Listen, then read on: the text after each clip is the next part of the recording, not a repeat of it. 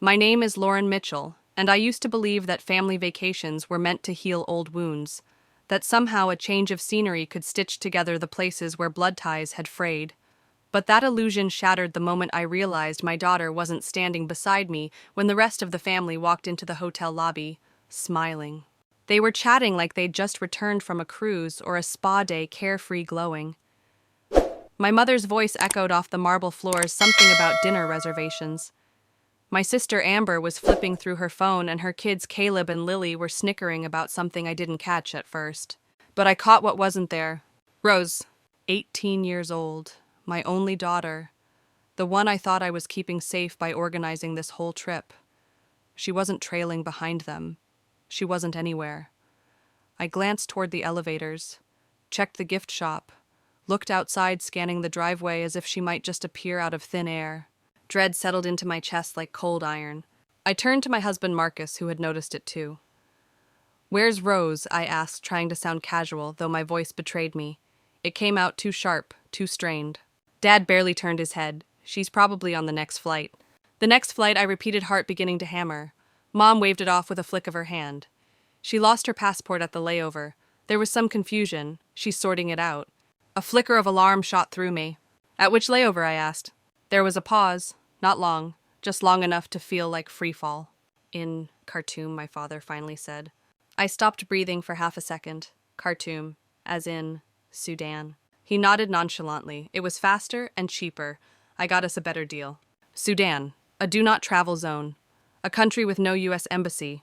And my daughter, my 18-year-old daughter, was there alone without her passport. I felt Marcus stiffen beside me. Amber didn't even flinch. Caleb nudged his sister and laughed.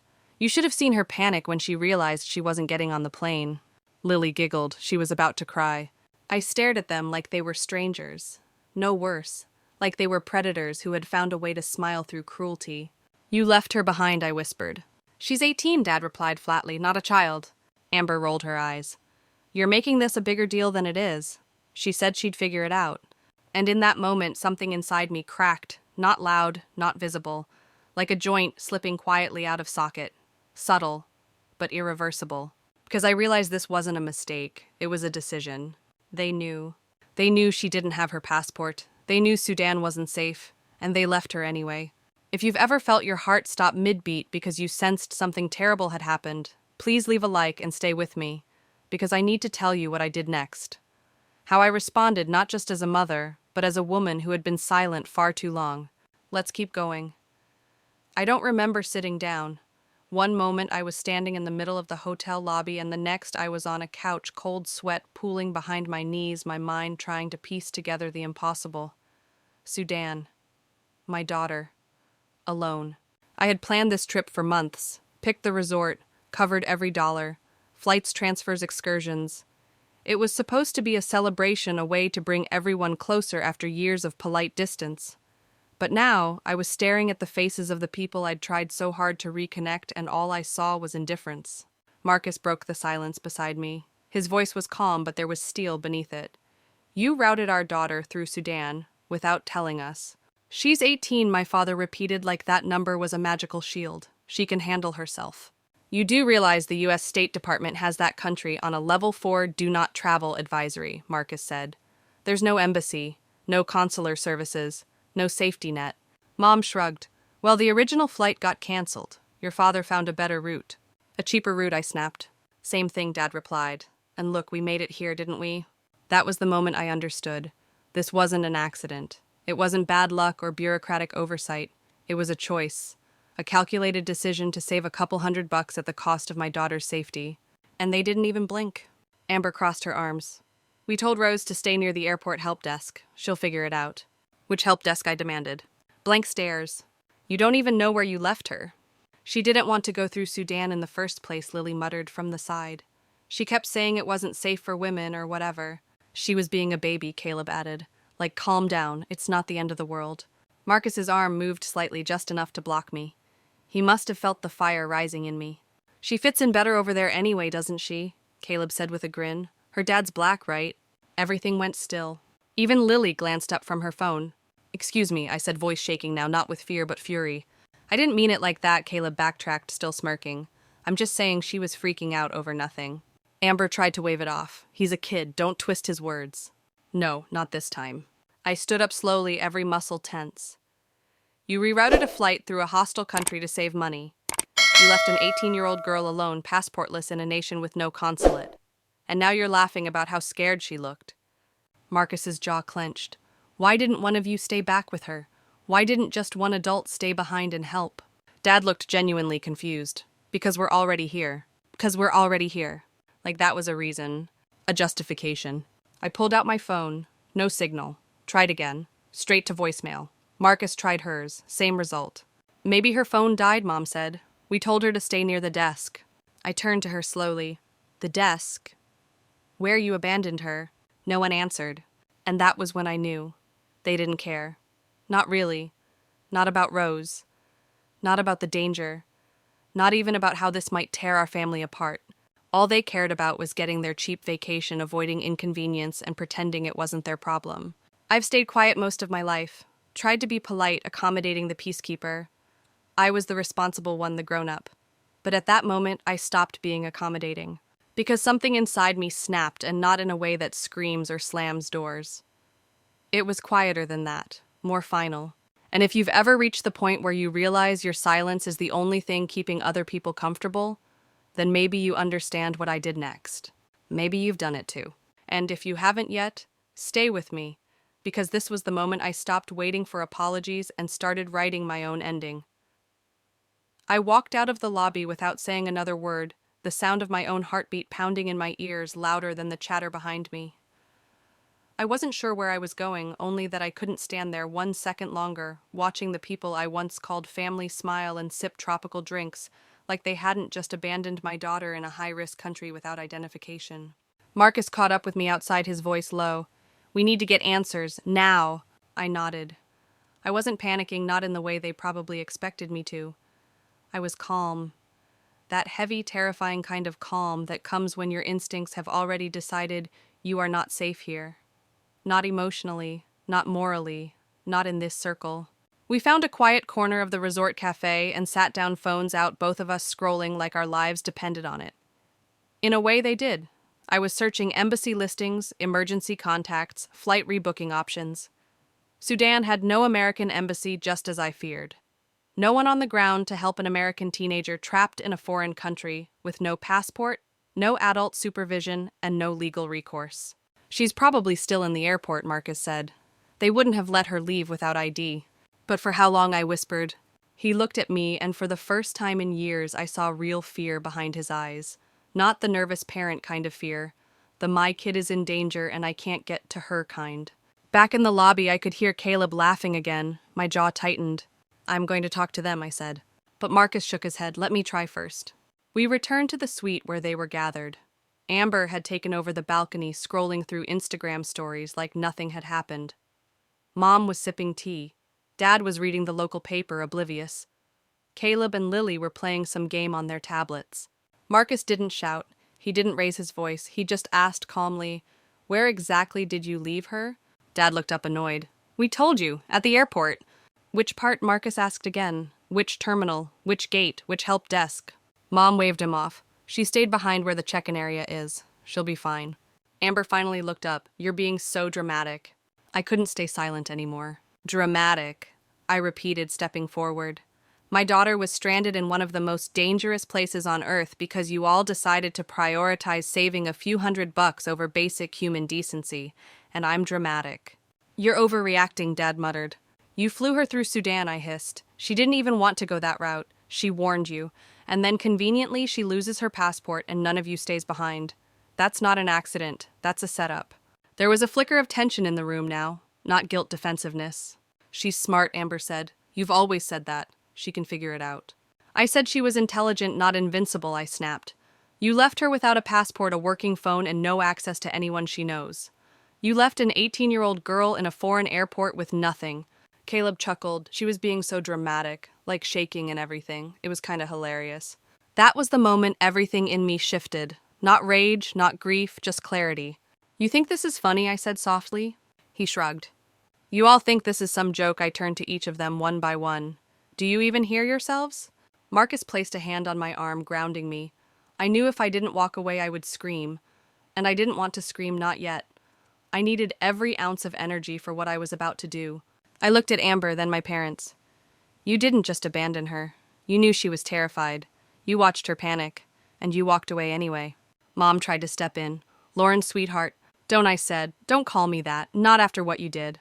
And with that, I turned around, walked out of the suite, and headed straight for the hotel concierge desk. The woman behind the counter looked up, smiling. Hi, I said. I need access to all flight booking details and room reservations under the name Mitchell. Because if they thought they were done, they were wrong. This was only the beginning. I didn't sleep that night. Not even for a minute. I lay in bed with the light from my laptop washing over the sheets, eyes locked on flight maps, embassy listings, travel forums, anything that might give me a foothold. Marcus was sitting in the armchair near the window, still dressed, clutching his phone like he was expecting it to ring at any second. It didn't. Rose was silent. Her phone went straight to voicemail. No message, no ping, not even a missed call. Just that hollow pause followed by, "The number you are trying to reach is currently unavailable." I tried not to think about where she was sleeping. If she was sleeping. If she had a safe place to sit or eat or breathe. I tried not to imagine her crying in a foreign terminal, begging some indifferent airline staff member to help her. I tried not to wonder if she thought I had let this happen, but I couldn't stop the image from forming.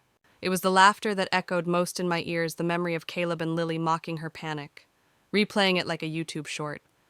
She was shaking, he said. It was hilarious. Hilarious. That word made my skin crawl. What kind of family laughs at fear? What kind of children find joy in the trauma of someone they've grown up with? What kind of parents, what kind of grandparents allow it? These were not just harmless kids. These were products of a household that had been bending the rules of cruelty for years. A family that looked at compassion as weakness and empathy as overreaction. A family that had never treated Rose as one of their own. I kept hearing Caleb's voice. She fits in better over there, doesn't she? I mean, her dad's black. He'd said it like it was a joke, like her identity was a punchline, and not one person in that room had spoken up. Not Amber, not my parents, not even Lily, who just smirked and looked away. I'd been trying to convince myself for years that it was just a generational thing, that they weren't overtly racist, just tone-deaf, that the backhanded comments, the suggestions about her hair, her voice, her attitude were just poorly chosen words, not veiled resentment. But that night I stopped lying to myself. They hadn't seen Rose as family, not truly. They had seen her as optional, disposable, and now they'd proven it. Marcus stood up, finally breaking the silence. I'm going to go talk to them. I looked at him. What's the point? He paused. I don't know. Maybe just to see if there's anything left worth saving. He walked out, and I sat there staring at my screen until the door clicked again behind him, only this time someone else stepped inside. Amber, still in her designer sandals, still wearing her smirk like perfume. You're taking this way too seriously, she said, dropping onto the edge of the bed like she owned it. She's not a child. She's 18, I replied. That makes her barely an adult. And Sudan is not a gap-year study abroad program. Amber rolled her eyes. God, you're always like this, blowing things out of proportion. She's fine. You don't know that. She's smart. Amber shrugged. You've always said so. She's smart, I repeated, but she's not invulnerable. And being smart doesn't protect her from a country without a working embassy, without support, without even access to basic safety. Amber waved her hand. It's not that serious. You left her with nothing, I said, my voice barely above a whisper. Not even the dignity of an apology. Amber stood up. You know what, you're impossible to talk to when you're like this. No, I said, standing too. I'm just done pretending this family knows what love is. She scoffed and left, muttering something under her breath. I walked to the window and looked out over the resort palm trees swaying in the night, tiki torches flickering along the paths, everything too calm, too quiet. It was surreal. Rose was out there somewhere alone, scared, possibly in danger, and the people who should have cared most were sleeping peacefully in rooms I had paid for. And that's when I decided, if they could sleep through her suffering, they could wake up to mine. The next morning, before the sun had even begun its slow rise over the resort, I was already wide awake and pacing. My stomach felt hollow, my nerves strung taut like piano wire. I hadn't heard a single word from Rose, not a text, not even a ping from Find My iPhone, just silence. Marcus was on the balcony phone, pressed to his ear, trying the airline again. I could hear his voice steady but firm, asking questions the agents couldn't seem to answer. My laptop screen still glowed on the nightstand beside me, open to a half-filled flight booking for a one-way trip to Sudan. Then there was a knock on the door. Not soft, not casual. 3 sharp entitled raps that could only belong to one person. Amber. I opened it just wide enough to see her standing there with Caleb behind her, both of them wearing matching can. We just move on expressions. We need to talk, she said. Do we? Don't be petty, Lauren. I stepped aside just enough for them to enter. Amber sat. Caleb leaned against the wall, arms crossed. I know you're upset, she began. But this reaction canceling all the reservations, asking the hotel to block our charges? That's extreme. Not as extreme as abandoning my daughter, I said flatly. Amber rolled her eyes. She was being difficult. She kept making a scene about the layover. Dad was trying to fix everything. She made it harder. So you punished her? No, she snapped too quickly. Of course not. Caleb shifted uncomfortably. It was just supposed to be a joke. That caught my full attention. What was... He looked down at his sneakers, the passport thing. Marcus stepped back in from the balcony. Explain, now, Caleb mumbled. She was being annoying. Kept going on about how unsafe it was, how stupid the reroute was. He trailed off. You just what I pressed. I took her passport and hid it in my bag, he said, barely audible. I thought she'd find it after we landed. I didn't think she'd miss the flight. The room went still. Amber looked like she'd been slapped. You did what? Caleb's voice cracked. I was going to give it back, I swear. But then we were rushing to board and I didn't realize until after. And you didn't tell anyone, Marcus asked, stunned. I told Lily, he whispered. Amber turned to him, fury breaking through her smug veneer. You let your cousin get stuck in another country as a joke. He didn't answer. I stepped forward, my voice like ice. You let her panic. You watched her search. You watched her beg staff to help. And you said nothing. I thought it would be funny, he said. She was always acting like she was better than us. I couldn't breathe. Not because of what he said, but because of how familiar it sounded. That same bitter undercurrent had been floating around my family for years. Rose wasn't better, she was different. She was driven, sensitive, thoughtful. But they didn't see that as a gift, they saw it as arrogance. They never said it out loud, not exactly. But the implication had always been there. She needs to toughen up.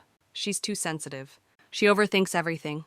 And now here we were watching the consequences of years of small slights metastasize into something dangerous. Amber turned to me, face pale. Lauren, we didn't know. Yes, you did, I said. Maybe not about the passport, but you knew she was uncomfortable. You knew she didn't feel safe. And you still laughed. She tried to speak, but I cut her off. If you've ever had someone in your life ignore your warnings, dismiss your fear, and call it drama, leave a comment. Because it's not drama. It's a signal. A warning. And when you stop listening to those who love you most, this is what it becomes. I turned to Marcus. We're booking that flight. He nodded. Amber stood up. Wait, what do we do? I looked her in the eye. You do nothing. This time we fix it. You all stay out of the way. And just before I shut the door behind them, I added softly, oh, and if you need a new hotel, there's a discount motel down the road. No reservation required. If you've ever had to clean up a mess you didn't make just to protect someone you love, maybe you understand. Maybe you've been the one who didn't hesitate when everyone else stayed seated. And if you have, don't scroll past this. Let's keep going. Marcus and I sat in silence for a long time after they left. There was a strange stillness in the room, like the air itself was holding its breath. I stared out the window at the horizon where the ocean met the sky. Somewhere far away, my daughter was stranded. Scared, maybe angry, maybe thinking I had let this happen to her. Marcus broke the silence first. I'm flying out tonight. I turned to him. We'll both go. He shook his head. One of us has to stay here. Handle the hotel. Handle them. You've already started locking things down. He was right. I'd begun the process hours earlier, canceling their rooms, revoking their access to the group excursion package, pulling back every thread of generosity I had extended when this trip first began. I wasn't doing it out of spite. I was doing it because they no longer deserved it. We'll book a return for you and Rose tomorrow, I said. One night, just enough to get her out. I opened my laptop again, fingers moving fast, searching for flights from the nearest international hub to Khartoum. The screen flickered. One seat left? Marcus stood beside me. Book it. I did, without hesitation. My hands were steady, but inside I was shaking. Because the deeper truth was, this was never just about a lost passport. This had been building for years quietly, like a fault line no one wants to acknowledge until the quake finally hits. Rose had spent her whole life walking on that fault line, and I'd let her. I thought that if I showed them kindness, patience, enough understanding, they'd see her the way I did. But they never did. Every achievement of hers was met with a redirect. That's nice, but she needs to learn teamwork. Academic success is great, but what about sports? She's so mature for her age, a compliment with a trapdoor, because what they really meant was she should know better than to speak up. And the truth is, she did know better. She saw through them long before I did. And now, because of their indifference, or worse, their intentional cruelty, she had been left in a country where she had no safety, no backup, and no escape. Marcus squeezed my hand. We'll bring her home. I nodded, even though something in me had already fractured beyond repair. That night, I barely spoke to anyone. When my mother tried knocking, I let the door stay shut. When my father sent a message, "Let's talk this through," I deleted it, unread. I wasn't interested in their justifications anymore. I didn't want to hear excuses about flight delays or passport confusion. I didn't care about their intentions. Intentions don't matter when someone is abandoned. And Rose had been abandoned. She wasn't left behind by accident. She was left behind on purpose. By people who laughed at her fear. By a boy who wanted to teach her a lesson. By adults who refused to pause their vacation long enough to notice they were destroying someone's sense of trust. And that's when it hit me, this wasn't just a mistake, it was a betrayal. A betrayal disguised as family dynamics. A betrayal dressed up in passive-aggressive laughter and empty she'll-be-fine platitudes. But she wasn't fine. She was in Sudan. And if you've ever had to swallow years of microaggressions, gaslighting, or subtle erasure within your own family, then you know it doesn't take a slap to break someone. Sometimes it's just being invisible when you need to be seen most. Marcus left just before midnight. I kissed his forehead, handed him a small duffel bag with everything he needed, including the passport we'd recovered from Caleb's backpack. He didn't say much, just "I'll bring her home." And then he was gone. The silence that followed was different this time. It didn't feel helpless. It felt decisive, like something had shifted. Because it had. If they wanted to pretend everything was normal when they returned, like this was all just an unfortunate hiccup in the itinerary, they were wrong. This wasn't just a trip gone wrong. This was the day I stopped being the quiet one. And if you've ever had that moment when you finally realize silence isn't peace, it's permission for others to keep hurting you, then you'll understand what I did next. Let's keep going. I didn't sleep that night either. The moment Marcus boarded his flight, I became glued to my laptop, refreshing the live tracker every 15 minutes, watching that little digital plane crawl across the Atlantic like it was carrying my entire heart. At one point, I realized my coffee had gone cold. Hours had passed and my only movement was the occasional click or scroll. The resort was still dark. Everyone else was asleep, or at least pretending to be. I could only imagine what Amber and my parents were saying behind those locked doors. Maybe they were spinning new versions of the story. Maybe they were comforting themselves with words like overreaction or miscommunication. But I didn't care anymore. I had passed the point of needing them to admit anything. That chapter was closed. What mattered now was Rose. Finding her, getting her out, making sure she really knew that we hadn't forgotten her. And then around 4:20 a.m. my phone rang. Not the silent void I had been used to hearing, not voicemail, not nothing. A real call. My hands trembled as I hit answer. "Mom," a voice said, small, cracked, hesitant. I nearly dropped the phone. "Rose, oh my God, are you okay?" She let out a breath that didn't sound like relief, it sounded like exhaustion. "I've been trying to call. Nothing would load. The Wi-Fi here is garbage. I thought my phone was broken." "You're not broken," I said, fighting back tears. "You're doing everything right. You stayed put. You stayed calm." I could hear her swallow on the other end. "They left me, Mom. I told them not to go through Sudan. I told them. I had the passport. I had it when we boarded. I know I did." I closed my eyes, pressing the phone tighter to my ear. "We know. We found it. Caleb took it." Silence. Then an exhale so broken it barely sounded human. "I knew it. I told them I didn't lose it. They laughed at me, said I was overreacting, that I watched too much TikTok. They were wrong. They didn't even look for it. Grandpa just made a scene until they rebooked, and then they all left. I tried to stop them." "I believe you." Her voice cracked. "Some guy came up earlier, asked if I was married. Another said he could help if I'd owe him a favor. I've been sitting at a food stall for 5 hours pretending I'm waiting for someone." My blood turned to ice. Marcus. I needed Marcus there now. I looked at the tracker again, still hours to go. You did everything right, sweetie. Dad's on his way. He's bringing your passport. He'll be there soon. A pause. Really? Really? He's flying through Cairo. He'll be at the terminal by morning. I could hear her trying not to cry. Tell him to hurry, okay? I nodded, even though she couldn't see me. I will. He's already moving.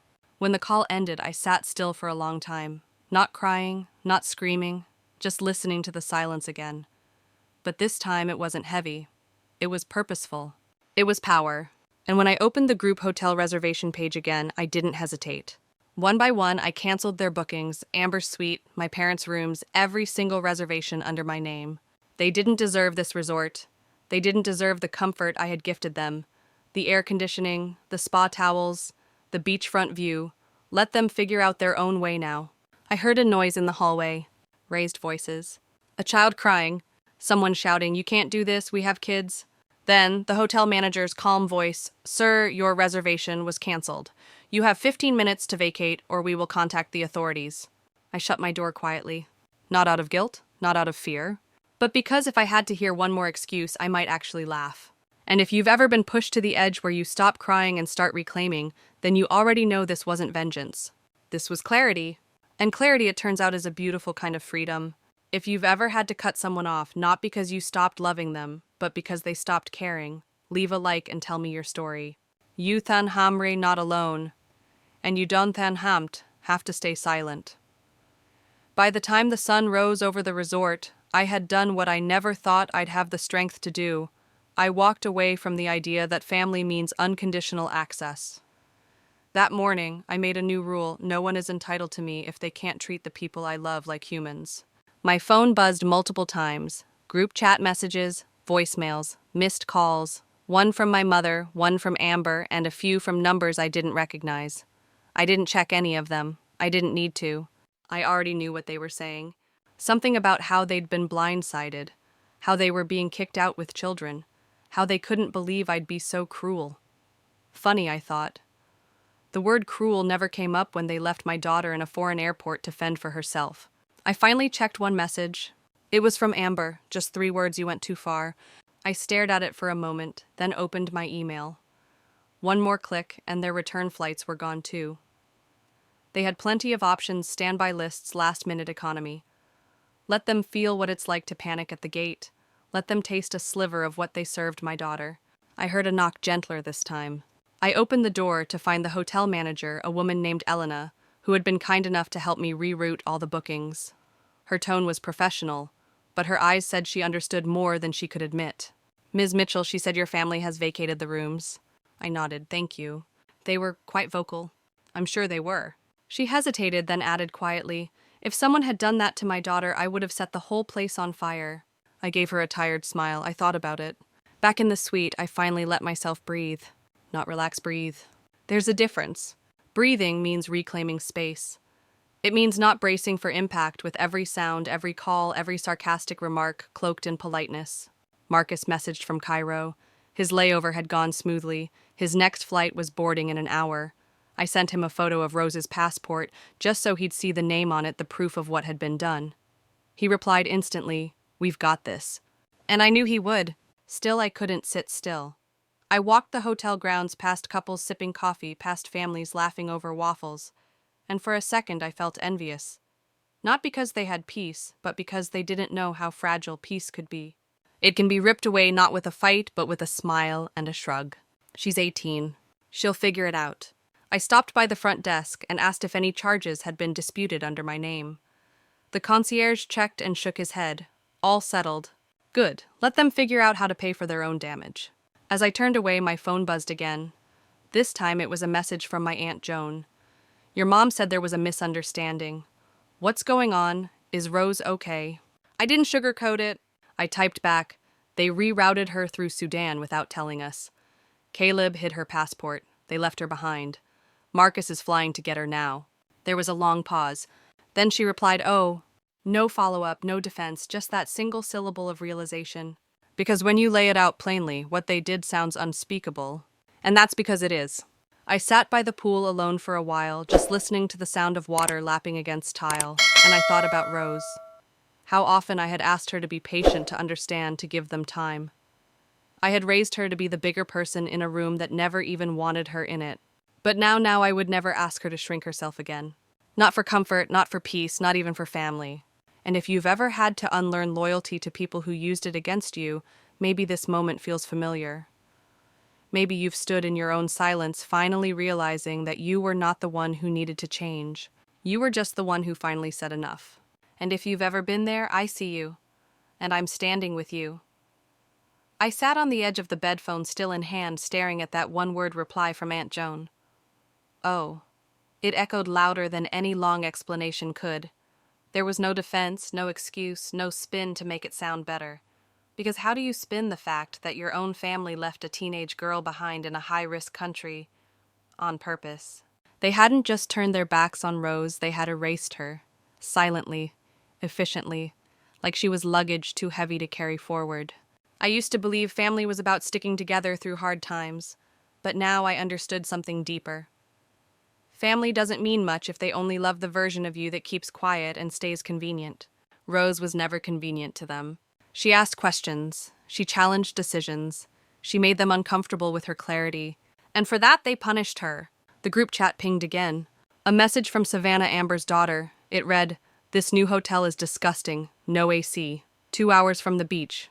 Why did you do this?" I almost laughed.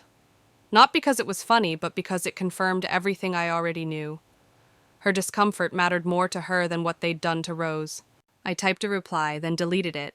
What would be the point? There was no teaching moment here, no redemption arc waiting in the wings.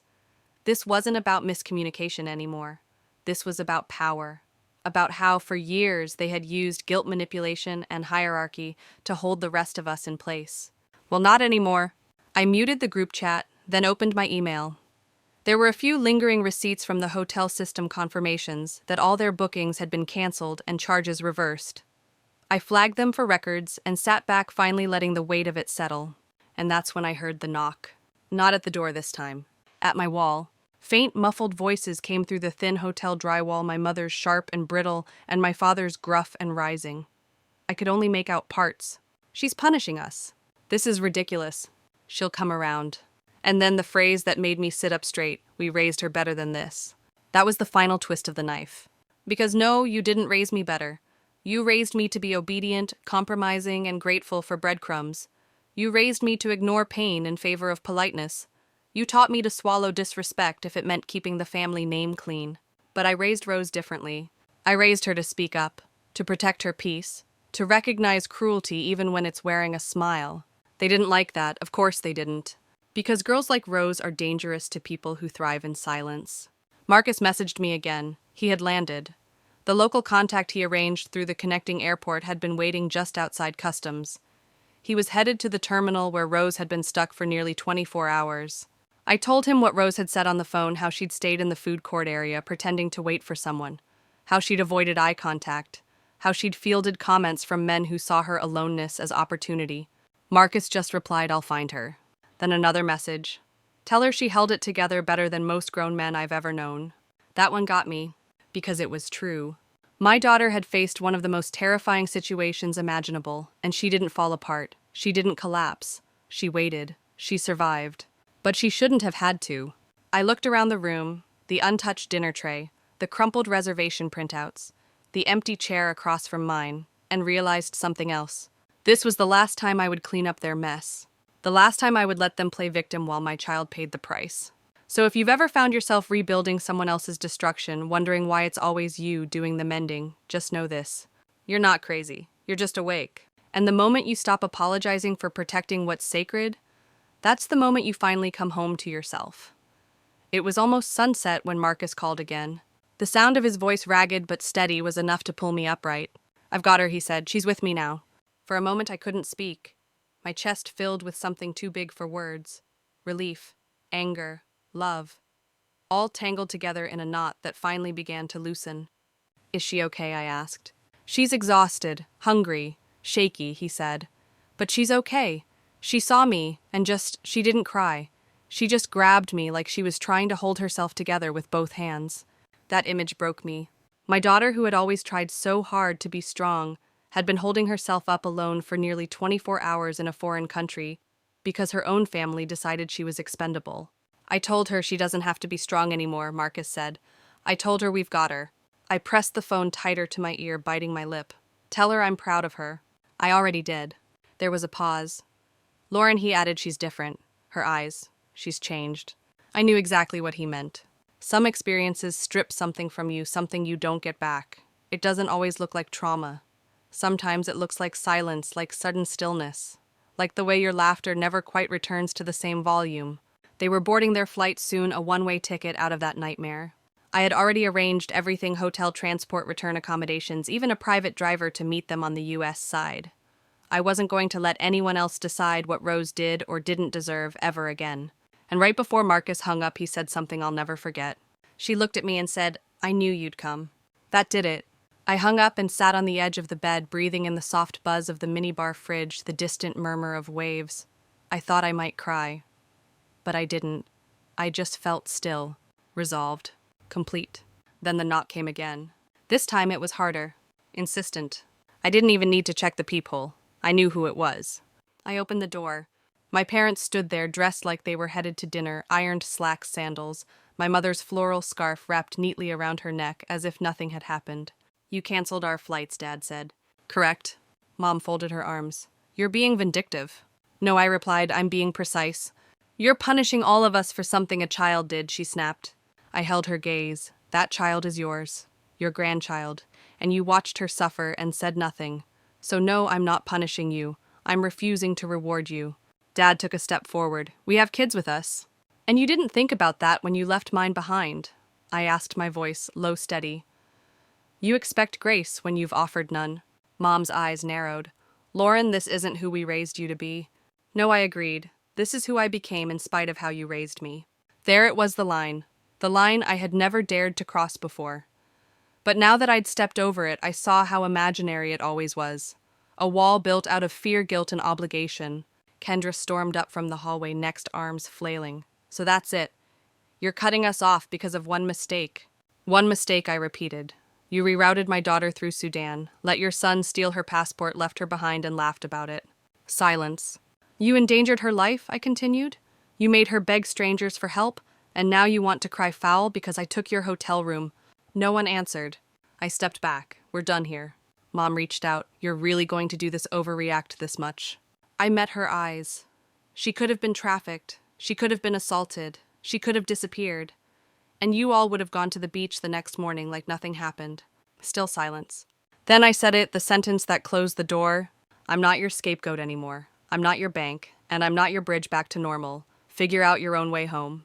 And as I closed the door behind me, the tension didn't rise, it dissolved. Because the choice was no longer theirs.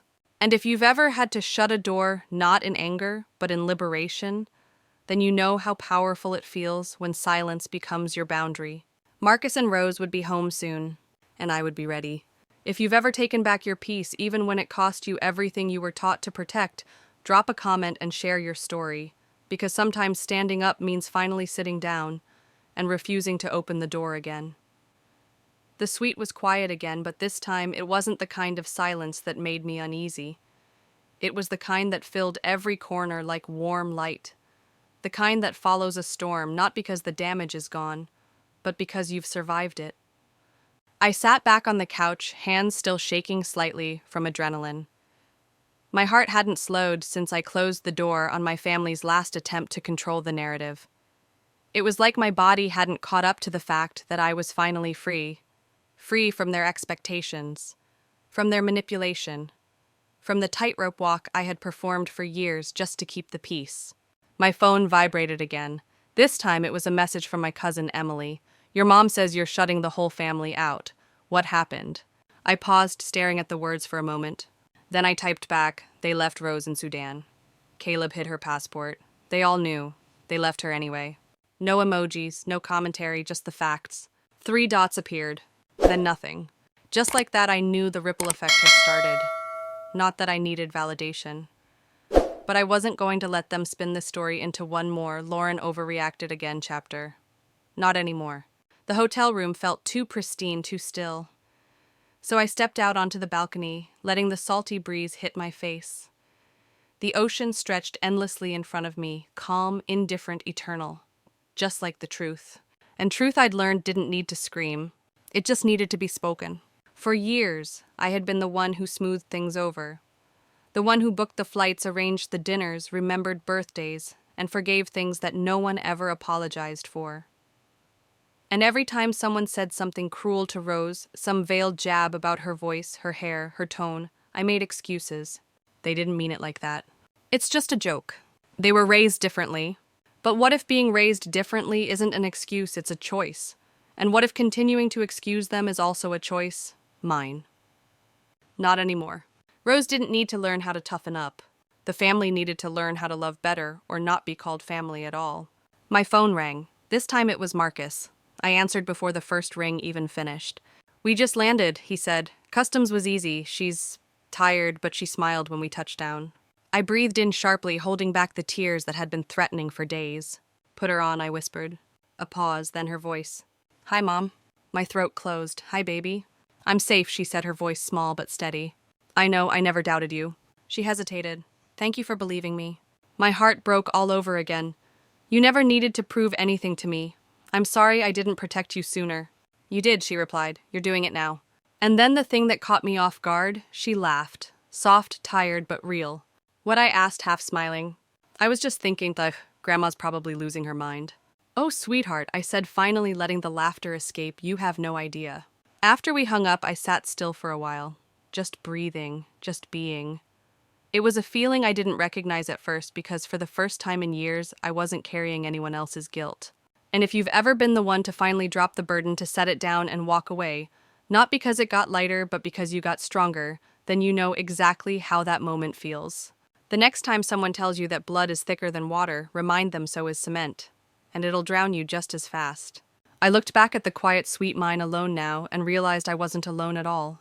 Because even though my family had shrunk, my peace had expanded. If you've ever reclaimed your peace from the people who used to define it, hit that like button and leave a comment below.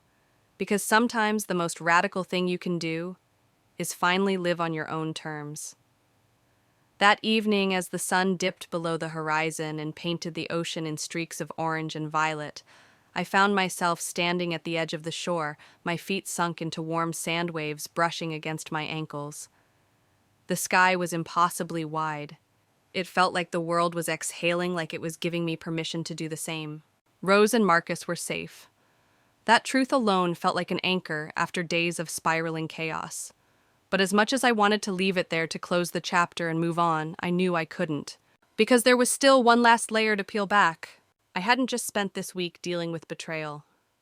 I'd spent my entire adult life negotiating my worth with a family who only respected silence. And now that I had finally said no more, the pushback was louder than ever. When I got back to my suite, there were 3 new voicemails waiting. One from Mom, one from Dad, and one from Amber. I didn't listen to any of them. Instead, I scrolled through the family group chat, the one I had muted for days. New messages were pouring in from cousins, aunts, even distant relatives I hadn't spoken to since my wedding. It was clear they'd heard some version of the story. One cousin asked, "Is it true you left your parents without rooms?" Another, "Caleb's just a kid, Lauren. Maybe this is a teaching moment, not a war." A teaching moment. That phrase stopped me cold. Because I agreed, just not in the way they meant. Yes, it was a teaching moment, but not for Caleb, for me. I had finally learned that being the bigger person doesn't mean shrinking to make others comfortable. It doesn't mean writing off cruelty as immaturity. And it certainly doesn't mean making peace with betrayal just to preserve appearances. That's not strength. That's surrender. And I was done surrendering. So I opened the group chat and typed a single message. No emotion, no heat, just truth. They rerouted my daughter through a country with no U.S. embassy. Caleb stole her passport, they all knew, and they left her behind. You can decide for yourselves what that says about them. I've already decided what it says about me. Then I left the group, not just digitally, emotionally, spiritually, forever. The next morning, Rose and Marcus arrived at the resort. I met them in the lobby, the same lobby where I had first realized she wasn't with them. But this time she was, and I almost didn't recognize her. Not because her face had changed, but because something in her eyes had hardened, matured far too quickly. She moved with caution, with a new kind of awareness I hadn't seen before. It broke my heart. But when she saw me, her guard dropped. She walked into my arms and let me hold her. No one said anything for a long time. We just existed, the three of us, in the quiet, in the safety of what we had rebuilt. Later, as we sat by the water, she asked, "Are they gone?" "From the hotel," I asked. She shook her head. "From our lives." I looked at her, then at Marcus, and I said it clearly, calmly. "Yes." She didn't cry, she just nodded. And I understood that for her this wasn't just survival. It was a turning point. She had seen what it looked like to be discarded by people who should have protected her. And now she had proof that we wouldn't be those people. Not ever. We stayed at the resort for 3 more days. Just the 3 of us. We swam, we laughed, we sat in silence when we needed to, and we made a promise, not the kind spoken aloud, but the kind made in glances and gestures, that this us was enough. If you've ever found your strength not in confrontation, but in quiet, deliberate departure, you understand. Some goodbyes aren't screamed, they're whispered, and they still carry the full weight of freedom. On our last morning at the resort, I woke up before sunrise. The sky outside was still dark, just beginning to tint, with that early pink that comes before the world decides to start again. I didn't want to wake Rose or Marcus, so I slipped out quietly, wrapped in a light cardigan, and stepped onto the beach barefoot. The sand was cool and damp. Each step felt like walking through the past week all over again, soft but heavy, like the weight of everything I had carried and finally set down.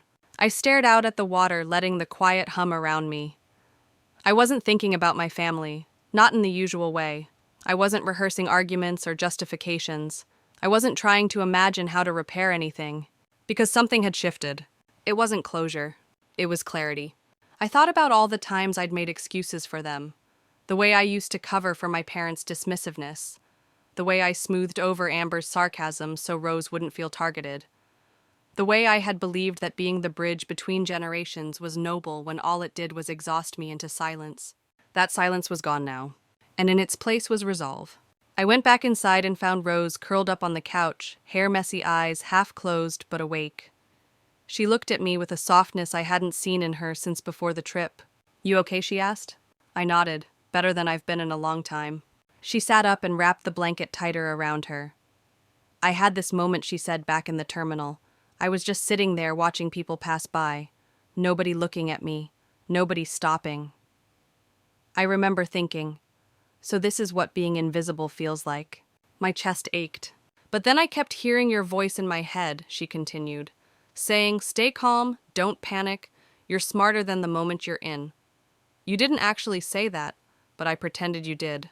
"I wish I could have been there sooner," I whispered. "You were," she said, not looking at me, "just not the way I expected. But you showed up. You always show up, even if it takes a little longer than it should." I sat beside her and we just leaned against each other. No performance, no pretending we were fine. We weren't fine, but we were together. Later that afternoon, as we checked out of the resort, I ran into the concierge again. Elena, the one who had helped me pull the rug out from under my family's entitled vacation. She gave me a small smile, heading out. "Yes," I said, glancing over at Marcus and Rose. "Time to go home." "I hope everything worked out." "It did," I said. "Not perfectly, but the right things survived." She nodded like she understood. Then she leaned in slightly. "We had to call local authorities after your family refused to leave the other hotel. It got dramatic." I raised an eyebrow. "Let me guess. My mother said this isn't how she raised me." "She may have used those exact words," Elena said with a smirk. I exhaled somewhere between a laugh and a sigh. "Thank you for helping us, for not asking too many questions." Elena paused before replying, her tone gentler now. "You'd be surprised how many stories like this I hear, especially from women. Sometimes the strongest ones are the quietest." That stuck with me, because that's what this whole trip had been, hadn't it? Not a loud revolution, but a quiet reclamation of my voice, of Rose's safety, of our right to be loved without conditions. We boarded our flight that evening. No fanfare, no tears. Just a long, calm silence between us, broken only by the occasional hand squeeze from Marcus or the quiet rustle of pages as Rose read a novel she picked up from the airport bookstore. When we landed, I turned my phone back on. Dozens of messages, some asking for explanations, some guilting me, some pretending like nothing had happened.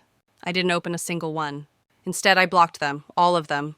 Because sometimes loving yourself and your child means accepting that certain people don't deserve access to you, not even a little. If you've ever had to close the door on a lifetime of emotional debt just to protect your own peace, you know how terrifying and beautiful that moment can be. It's not an ending, It's an arrival, and for the first time in my life, I wasn't walking away from family. I was walking toward freedom. The return home felt surreal. Our house was exactly as we'd left it, quiet, organized, predictable. The porch light still flickered from a faulty sensor. The scent of lavender still lingered in the hallway from the diffuser I'd forgotten to unplug. Everything around us was familiar. But we were not the same. Rose moved through the house slowly, almost cautiously, like she was waiting for something to break. She didn't speak much the first night. She took a long shower, slipped into oversized pajamas, and curled up on the living room couch without turning on the TV. She just stared out the window. I sat with her, not pressing, not pushing. Just there. I'd learned finally that sometimes presence is louder than words. Marcus joined us after unpacking. He sat across from her, elbows on his knees, and asked gently, "What do you need right now?" Rose didn't answer right away. Then she said, "I need to know that I don't have to pretend everything's fine." And that sentence, it shattered something in me. Because that had been the unspoken rule for years, hadn't it? Keep things light. Keep the peace. Make excuses, cover wounds, smile through betrayal. I leaned over, took her hand, and said, "You don't owe anyone your peace if they've done nothing to earn it." She looked at me, eyes brimming with something I couldn't name: anger, grief, relief. "They're going to keep trying, aren't they?" "They already have," I said. "Calls, messages, excuses." She nodded like she knew, like she expected it. "They'll make it about you now." I tilted my head. "What do you mean?" "They'll tell everyone you blew it out of proportion, that you overreacted, that you split the family, that I was being dramatic and you enabled it." I exhaled slowly. "Probably. Does it bother you?" I paused. It had, for years. The fear of being cast as the villain in someone else's version of events. But now, "No," I said, "because what they think isn't more important than what you lived through." She nodded again. Then she said something I didn't expect. "I'm proud of you." I blinked. "What?" "You always told me to speak up," she said, "to set boundaries, but you didn't do it for yourself. Not really. Until now." I looked at Marcus, who gave me a quiet nod like he agreed. And in that moment, something inside me healed. Not all the way, not completely, but enough to take that first clean breath after years of emotional smog. We spent the weekend doing ordinary things. Cooking dinner together, watching old movies, walking around the neighborhood in hoodies and sandals, letting the September breeze undo the knots in our chests. It wasn't some fairy tale ending. There were still moments Rose flinched when her phone buzzed, times when I second-guessed my decision, but they passed faster each time. And then on Monday morning, I did something I had been putting off for years. I logged into the family insurance account, the one that covered my parents, Amber, even Savannah and Caleb. The one I'd been funding for over a decade because it was just easier that way. I clicked remove dependent, one by one. No warning, no guilt, no explanation. Just click, click, click.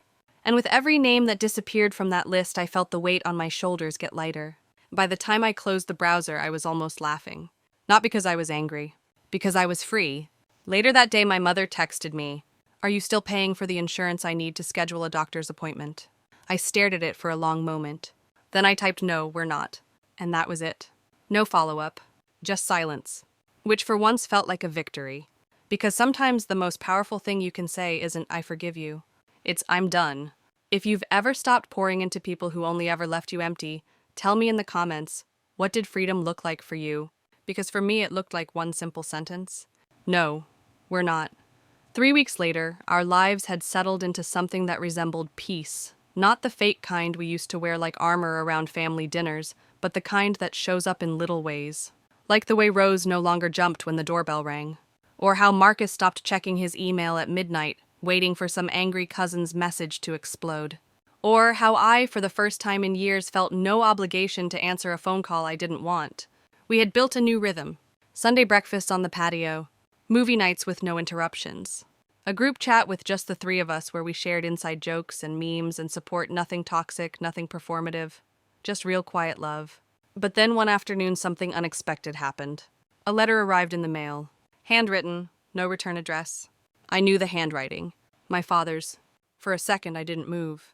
Just stared at the envelope like it was ticking. Rose noticed. "Is that from them?" I nodded.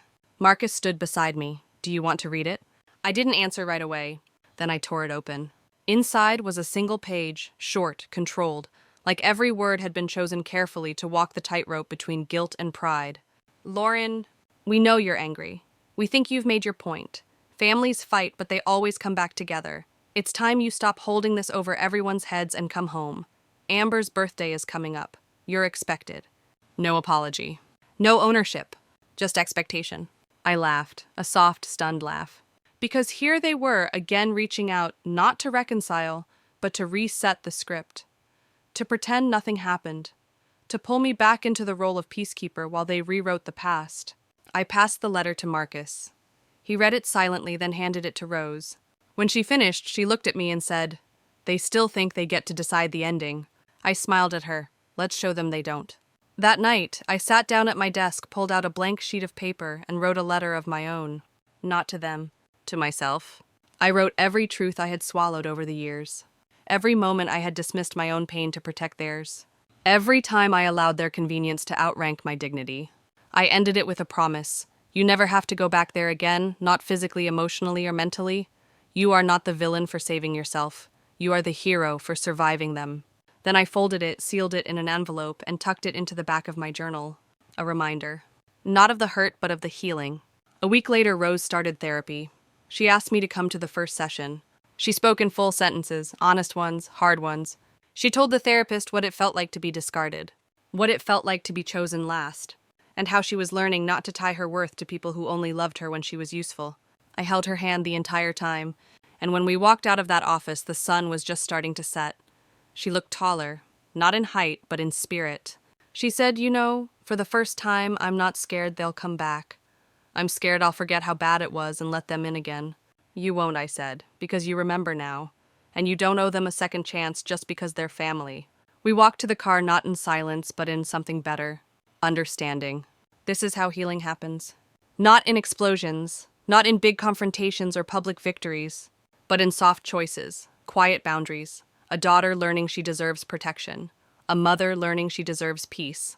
A family choosing each other for real this time. If you've ever had to walk away from the people who raised you, just to finally raise yourself, know this. You didn't break the family. You broke the cycle. And that's how legacy begins. Looking back, I don't see a broken family anymore.